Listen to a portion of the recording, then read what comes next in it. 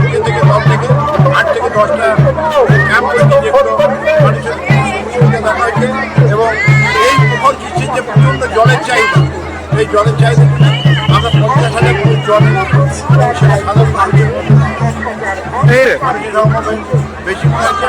আগের বার ভোট ছিল, তার আগের বার করোনা নিয়ে আসতে পারে না মানুষ, এবার মানুষটাই মাকে দেখার জন্য অধীরা করেছিল ব্যাপক আছে প্রায় 350 পুলিশ আছে ওটা মেলাটা দেখবার। এসডিপিও নিজে এসেছে, নিজে তদারকি হচ্ছেন, অ্যাডিশনাল এসেছেন, আইসি আছেন, অন্যান্য থানা থেকে সবাই এবং অনেক স্বেচ্ছাসেবক আছে।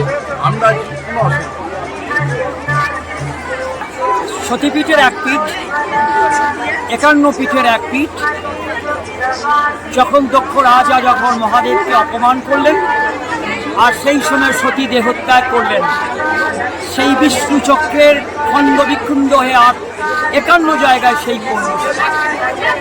এখানে মায়ের দক্ষিণ পায়ের বুড়ো অঙ্গলি এখানে পড়েছিল। এটা একটা সতীপীঠ। একদম বৈশাখ মাসের সংক্রান্তিতে এটা মহা উৎসব শুরু হয়, মহামিলন উৎসব বলা যায়। অগণিত নরনারী এখানে এসেছেন, আপনারা দেখতে পাচ্ছেন এখানে অসংখ্য স্বেচ্ছাসেবক সংস্থা জলদান করছে। মাননীয় বিধায়ক তার সমস্ত সঙ্গী সাথীদের নিয়ে, দলীয় কর্মীদের নিয়ে তারাও কিন্তু মানুষের সেবা করে যাচ্ছে। আমি নিজে চোখে এটা দর্শন করি এবং সারা বাংলার বিভিন্ন প্রান্ত থেকে অগণিত নরনারী ভক্তমণ্ডলী এখানে এসেছেন মাতৃদর্শনে। দাবদাহ চৌধুরী, আমার বাড়ি কৈচক, আমি প্রাক্তন প্রধান শিক্ষক। জেলার মঙ্গলপুর থানার অন্তর্গত বিরগ্রাম একটা গ্রাম, সেই গ্রামে দেবী যোগাদ্দা, মা যোগাদ্দা এখানে গ্রামের অধিষ্ঠাত্রী দেবী।